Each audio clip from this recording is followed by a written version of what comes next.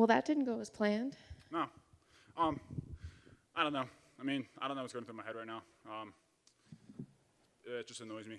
I mean, he did recover from the headbutt in a way. Dan didn't say anything when we were in there. He was still fighting.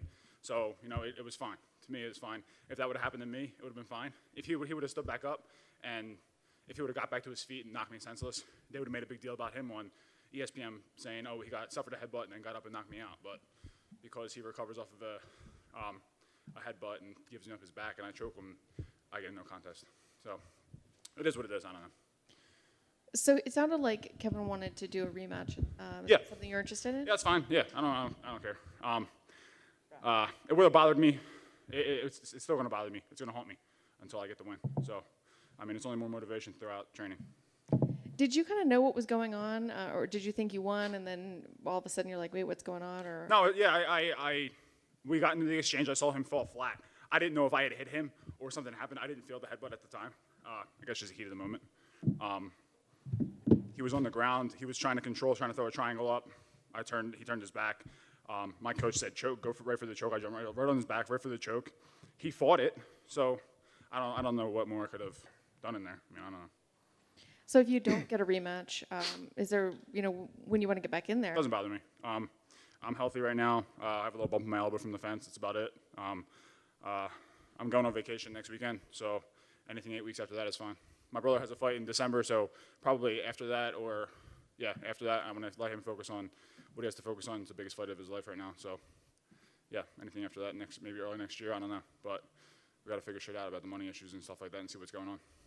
So in this situation, obviously there wasn't a win, so you're not going to get a win bonus, I assume. No, pay. but is that something you're going to ask for anyways? No, why would I? They said it's no contest. There's no reason I should get. My record's not going to say 11-2. It's going to say 10-2-1. So there's no need for me to get an extra bonus. Thank you. Going off kind of what she was saying, when you guys were up there and you see them having this long discussion on the outside of the cage, yeah. Did you guys have any idea that they were still possibly discussing a no contest, or did you kind of think that they were just going to still give you the win after that? No, I don't know. I thought they were just kind of looking over it to see if Dan had made a mistake on the call. I'm not really sure. And then I saw, who is it? Who's the referee? One of the referees threw up a yellow light, and they told us in the back that the yellow light goes up, replays on the review. So I knew right from there, I was like, all right, I'm getting screwed over here. Well, not really screwed over, but yeah. And I'm sure there's a lot of frustration. I'm sure later on, like you said, if it was the other way around, you probably wouldn't be as frustrated. But when you know that there is a process in there for this, are you glad, or is it still a little bittersweet that a review process? No, the rules are the rules. Those are the rules. If it says in the writing that all of, fight-ending headbutts or whatever, but that's another thing. It wasn't a fight-ending headbutt. Like it's not like we headbutted. Dan called the fight and he couldn't continue. He recovered. I took his back and choked him. Like I don't know what else I could have done. But it's in the rules, so I have to abide by them. I have to, just abide by them and move on. So. I think that's a lot of kind of what the commentary was alluding to too. It looked like Dan moved in like he was going to stop it or was going to say something, but saw that Kevin was fighting back. Could you tell that he was compromised, or do fighters like yourself at this level are able to sort of do or superhuman things and are able to recover from? I mean, obviously he was hurt. He fell flat to his face. Yeah. But again, like you said, Dan was going to jump in. He didn't. The ref didn't jump in. Kevin threw up a triangle, had my wrist control. I struck it off, and the fight continued. So if the fight would have continued and then the round would have ended, I'm sure this fight would have gone completely different. I'm not going to be biased and say that, they were kind of watching his back or anything like that. I'm not going to say that because that's not the UFC's intentions or anything like that. But, if he would have got up right from that headbutt and knocked me senseless, that would have been on ESPN Top 10 tomorrow. So, I don't know. Before the clash of heads, going into that, how happy are you with how it was going? I mean, you were controlling them, you were getting up against the cage, you were sort of having your way. Did you feel like the fight was playing out how you wanted to? And did anything that he was trying to do surprise you out there? No, yeah, he was a lot more explosive than I expected. But he leaps in and lunges with his punches. I knew he was going to do that, so I dipped out of that left hand he was throwing, or that right hand that he was throwing. But no, he was a lot more explosive than I thought. That was about it. His defense on the cage obviously helped a little bit. But yeah, no, nothing surprised me. What did you think when he starts jawing to the guys outside of the cage again? I expected it. I knew it was coming. But again, I was quiet, cool, collected. I thought I'd need him low, and I apologized during the fight, but that was all I said to him. But yeah, it is what it is. He can. The guys in there can talk all they want. I'm just gonna go in there, nose to the grindstone, and just try to run through him. And last thing for me, so what's the immediate next thing? Do you go back to the gym planning for a rematch with Kevin, or do you just go back and try to just recoup and just be open to whatever comes? No, I'm open to whatever the UFC wants to do. If they want to give me a Kevin again, that's fine. If they want to give me somebody else, that's fine. Because Kevin was talking about Lou Rockhold and talking about going to 170, all this other shit. So I don't know. We'll see what he wants to do next. Thank you very much for coming back and talking to us. Yeah, no problem. Thank you.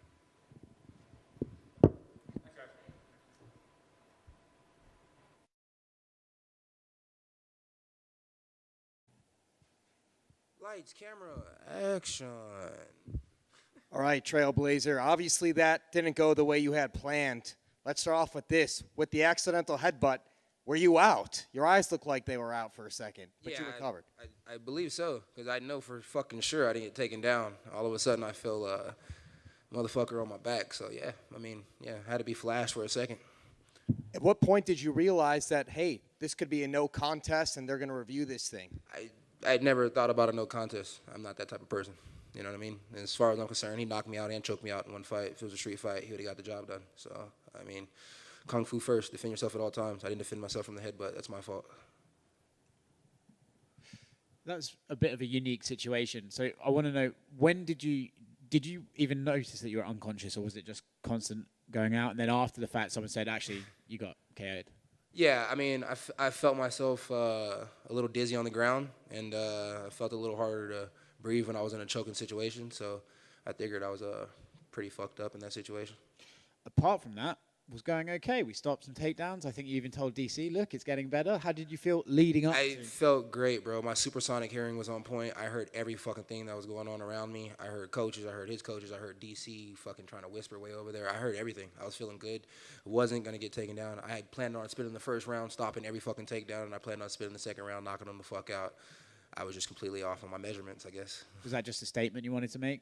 Yeah, I mean, the statement needed to be made for the world. The statement needed to be made for Instagram so they could shut the hell up with all this wrestling defense bullshit. So, as far as I'm concerned, Hendrick Stan lives, That's as far as I'm concerned. He feels a little bit hard done by. He's not mad at you. He just feels like the rules are the rules, but he feels he won the fight, and that if you had got up and KO'd him, then you'd be on ESPN tomorrow as this great comeback kid, and he would have just gone down as a loser. Do you feel like he... Yeah, I mean, props to Kyle. Kyle did a good job. I mean, I've never headbutted anybody, knocked anybody out. I headbutted a security guard in high school and got kicked out of high school. So, I mean, just be happy you're not getting kicked out the UFC, right? As far as I'm concerned. I mean, I don't know. That was probably stupid to say. It's a bit of a weird analogy. Yeah.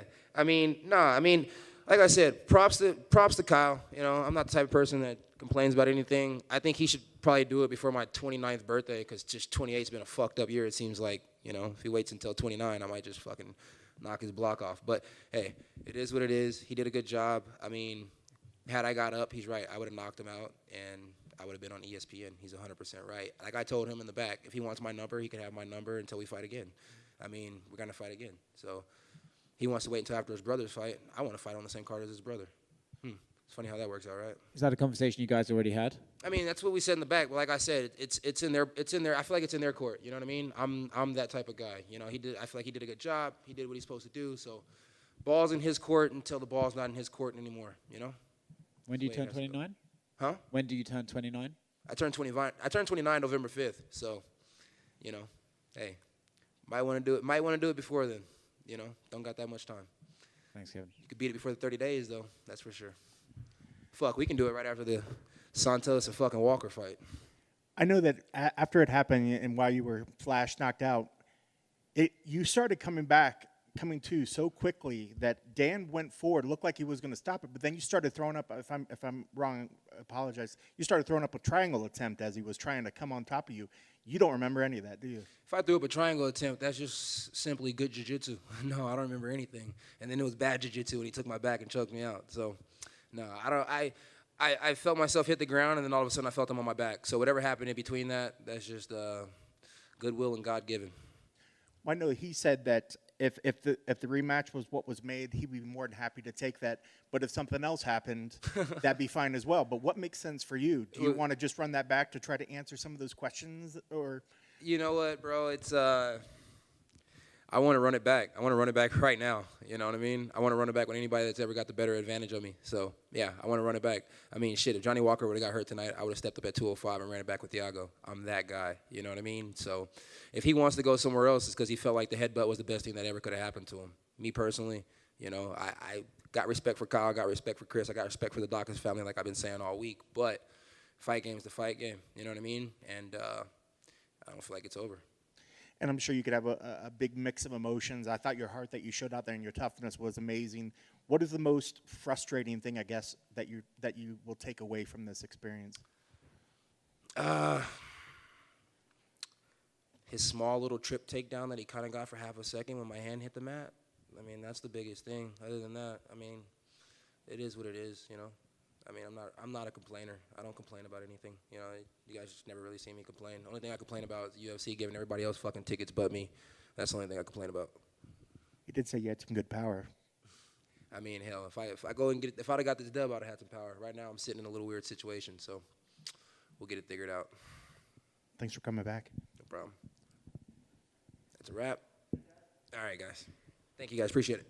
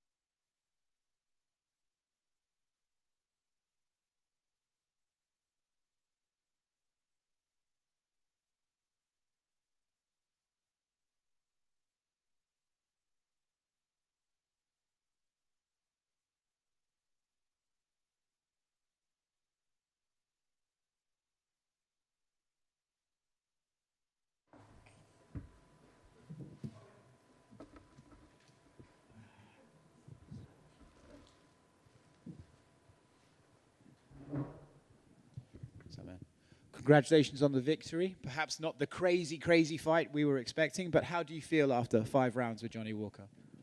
I feel good. You know. It's not always we can finish fight. You know, I tried, but he's a tough guy. You know, he's big, but he moves. He is fast. Try to do my best, but you know. Anyway, I won that fight. You know, no question about that. Was his movement a little bit surprising to you, or did you know he was going to move and just had to take a little bit of time to figure out where he was going next? Yeah, you know, like I told you, I'm surprised how fast is he. You know, he's big. I fought against John. John is big too, but he a little bit slow than him. He's big, but he's fast, explosive. You know, it's making me so sharp. You know, I did everything what I trained for. And yeah, everything good. I think in the 5th round you hit him with a left hand very hard. Were you surprised he was able to stay in there? Because it's very rare we see someone like you hit someone and they stay conscious. Yeah, and like I told you, not always, you know, but he felt, you know. I saw in his eyes, he was scared about my hand, you know. Yeah. Do you think maybe he knew you were powerful, so he didn't really want to get in there and exchange crazily with you? Do you think that he was a bit, maybe scared's not the right word, but intimidated of your power? Yeah, absolutely. And, you know, I did this amazing camp in American Top Team. I had so good sparring. They did so good job, you know. Copy him, copy Johnny Walker. so good. And yeah, I didn't stop in front of him for he throw knee or anything else. I move all the time, you know, use a fake, kick him. You know, my coach did so good work on me, you know, so good job, you know. Anderson França, Gabriel, Conan, you know, I had the best coach. I trained the best team of the world, and I was ready for everything. You have a bit of ice on your leg. How hurt are you? How quickly could you fight again? Yeah, absolutely. It's you know, it's part of job. You know, I don't remember. I think the only fight that I finished and didn't and feel good against Hakik, you know, because he didn't fight, you know. And but it's normal, you know. I kick. I like to kick, punch. I don't care. Johnny Walker spoke with me inside the octagon. He told me, "I'm gonna block. I'm gonna block." Okay, you can block. I'm gonna kick. I don't care, you know. When I enter there, I don't care about my body. I'm gonna kick. Doesn't matter. I can put the three in front of me. I'm gonna kick. I'm gonna punch. I absolutely don't care. It's normal. Just ice, you know. A few days or 1 week, I come back to training and be ready for next fight. What did you guys say to each other after the fight? No, he told he's a big fan of me.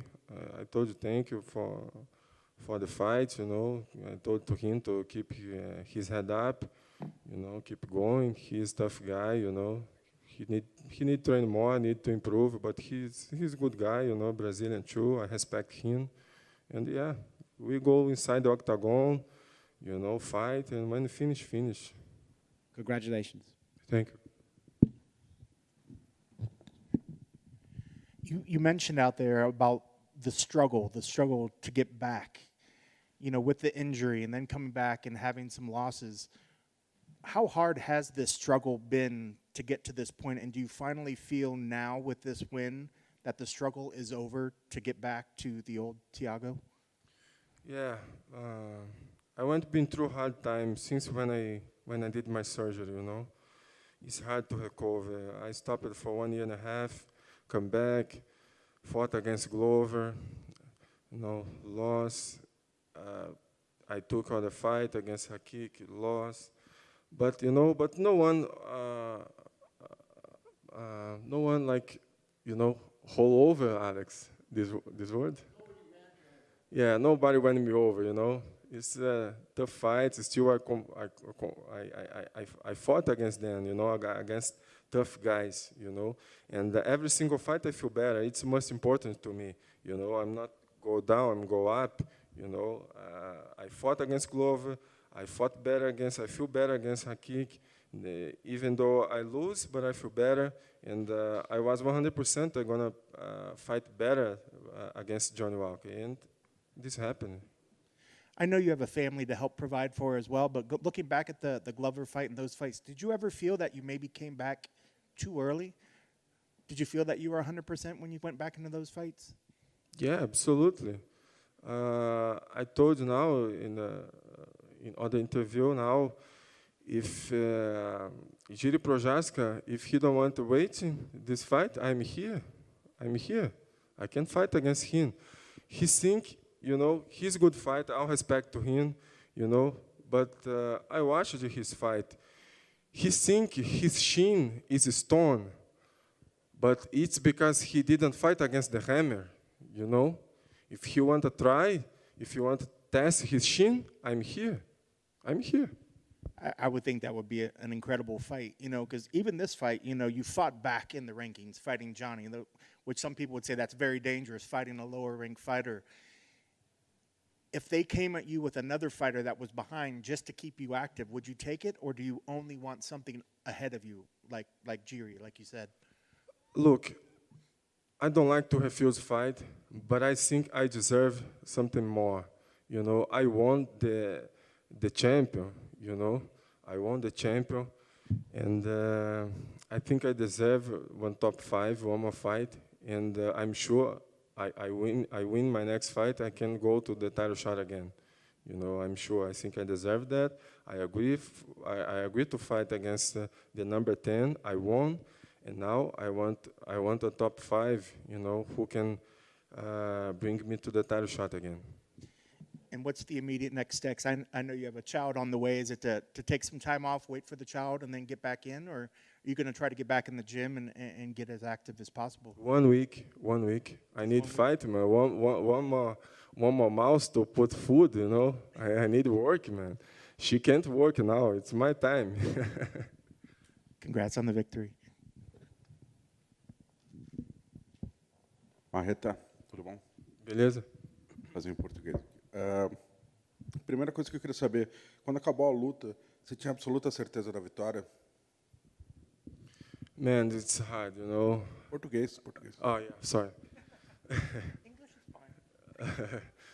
Cara, eu tinha certeza que eu tinha ganho, mas você sempre fica com aquele medo, né? Sempre fica com aquele medo, porque a gente nunca sabe. Eu, na minha opinião, eu tinha ganho a luta contra o Hakik também, you know. Os números mostraram isso. Ele só ganhou porque ele dominou mais o centro do octagon. Eu não entendi. Mas, enfim, sempre fica aquele medo, mas eu tinha certeza que eu tinha ganho. Maravilha. Sobre a luta em si, me pareceu ali, pelo menos, que quando você trocava a base, lutava de canhoto, você conseguia acertar com mais contundência, inclusive. Você acha que foi um fator que talvez surpreendeu ele?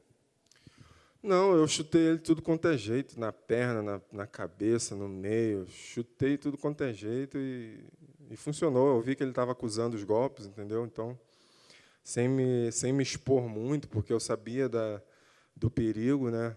Ele é um cara explosivo e tem muitos golpes que podem surpreender. Então, eu estava o tempo todo ouvindo meus coaches, meus treinadores estavam o tempo todo me orientando, eu estava muito consciente e fazendo tudo o que eles estavam falando. Minha próxima pergunta é justamente sobre isso, sobre a potência dos seus golpes. Você acha que isso foi fundamental, talvez, para acuar ele, para você poder ditar o ritmo da luta? Com certeza, né? Todo mundo que luta comigo, quando eu começo a tocar, não tem como você não acusar, entendeu? Os golpes entram, machucam, entendeu?